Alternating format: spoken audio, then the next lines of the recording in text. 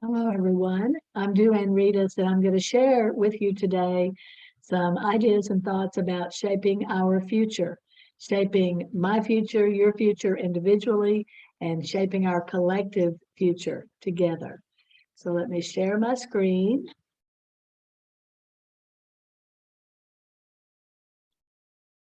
And off we go. So I believe that we can shape our future in many ways, but the more we know about ourselves, the more we understand who we are and what's possible, then the more we can delve into the many dimensions of who we are.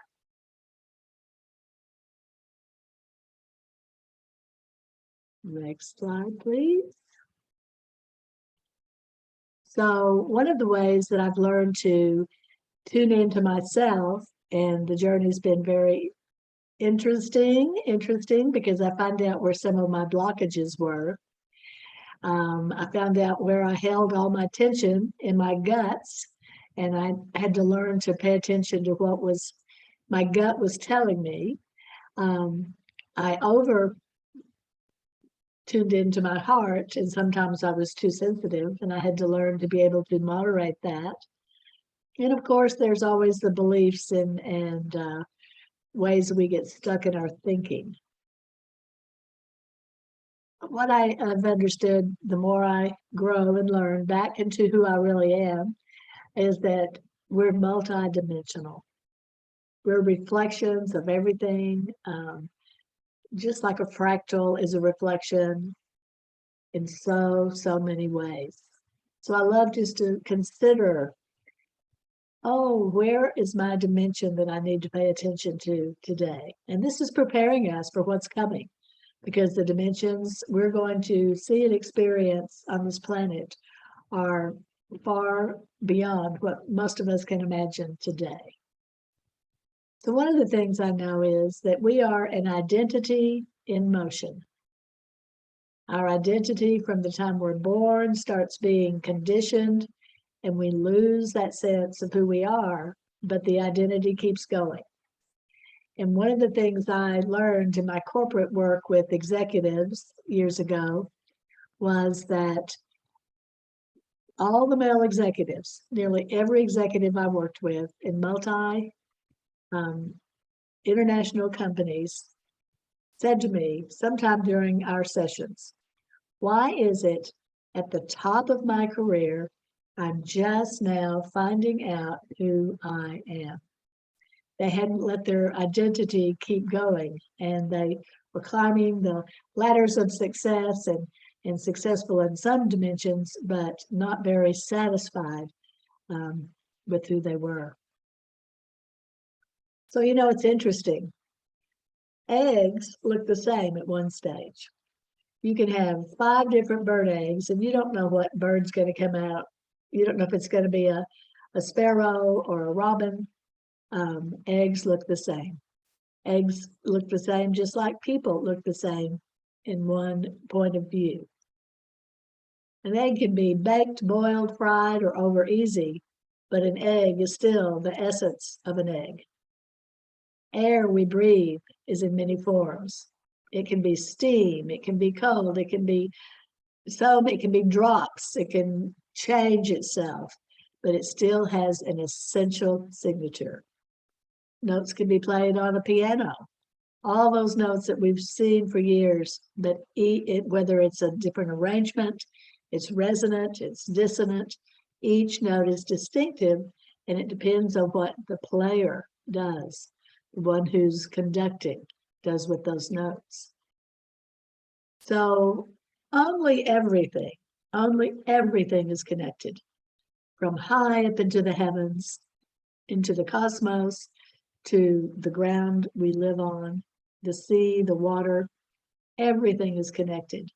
It's a system, just like our bodies are a system of organs and breathing and eliminating and all the things that our internal system does to turn us into a human, that we seem like we're human.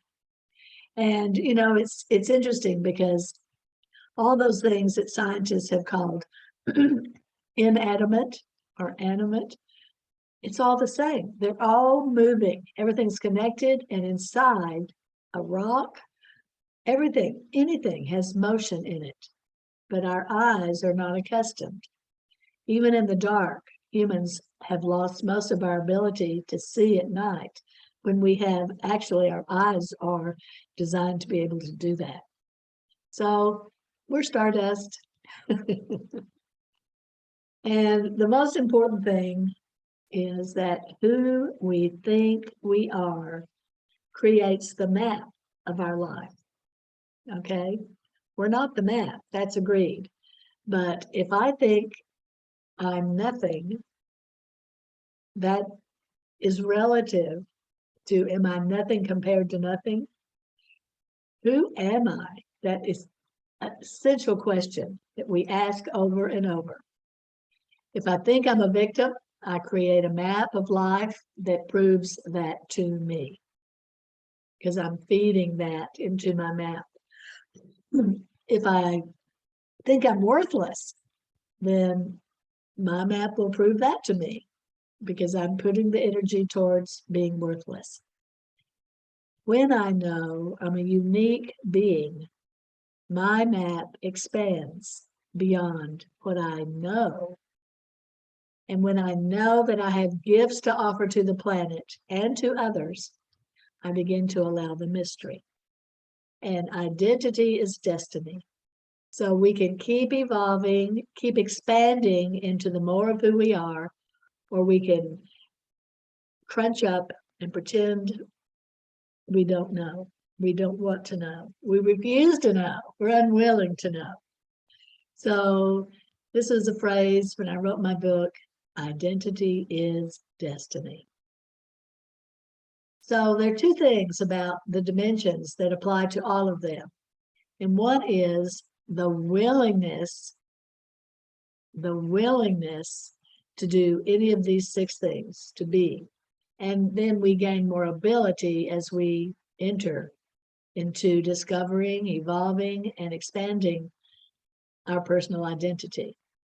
Sometimes I like to pretend I let my genie out of the bottle and she's above my head and she's playful and she can go bi-directions, up and down. She can move, she dances, she twinkles. She looks down on me and thinks, oh, you're boring. And that image of that allows me to lighten up. So sometimes there are many ways to begin to experiment with, who do I think I am? I have a dancer in me. I have a shamama in me, one of my avatars, and they're all just facets of who I am. I have a goddess who loves to dance. I have a warrior. There's so many, and they're not pieces of, they're just blended into, and each one has resources to offer. Another way is if I'm willing to use my voice to align with who I am. Can I be in my warrior and say what I need to say with grace and ease that's aligned? Or do I push and shout and cause a stink and be dramatic? It's a choice. Am I willing to travel new, different, unexpected pathways? How willing am I? And the more I face conflict and paradox rather than turn away from it, the more capable I become in facing conflict in relationships, paradox with who's right and wrong and good and bad, and how do we fit on that in that spectrum of being? How willing am I to bridge relationships?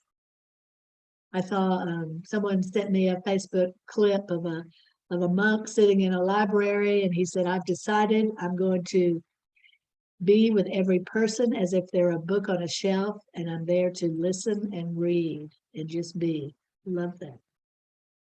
We can bridge relationships between work and life. We can bridge relationships within families and neighbors, communities, so many ways, but it depends on willingness. And then the sixth dimension is really about balancing and rebalancing, balancing and rebalancing. No one can stay balanced all the time. That would be static. So in the movement, it's up to us to calibrate and balance, whether it's our emotions, whatever it is, we have a choice and we are the ones in the driver's seat. So it's really about a matter of degree. How willing am I? How willing am I? How willing am I? And then that is the entry point. If we're unwilling, then we're stuck. We don't have choices. We don't have resources. We have less access to the core of who we are. And really, it's about coming home to self. That seed that is born inside when we come on this planet. It can be nurtured so that it can flourish. Maybe it doesn't get nurtured until someone becomes an adult and they have to self-nurture. It can be ignored, where it never gets a little root or a leaf or a blossom on it. But I know that everyone has had an experience of something that pulls you forward, something that excites you, something that tickles your heart, something that confuses your mind, and you want to find out, oh, is that really true? Is it true for me? We know when we're at our core truths. We know. Everyone has had that experience.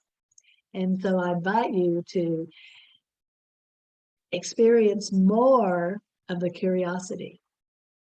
Who might I become? Who am I becoming? How do others, I know that others in my life have seen me change. When I left organized religion, that was a big change to my children. When I left my corporate job, that was a huge change for my husband, who preferred that I make $2.99 a month rather than live in the mystery.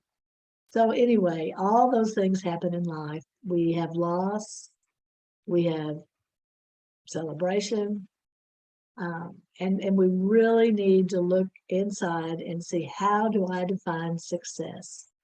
I can have tons of money and not feel successful. So it's really important that we choose, I don't know, what gives me pleasure, not indulgences. I'm talking about the degree. We can't just be living high all the time. It's that fluctuation, the ups and the downs, that help us tune into the barometer of what's important. So it's just a pleasure to be part of the summit. This is a dream come true for me.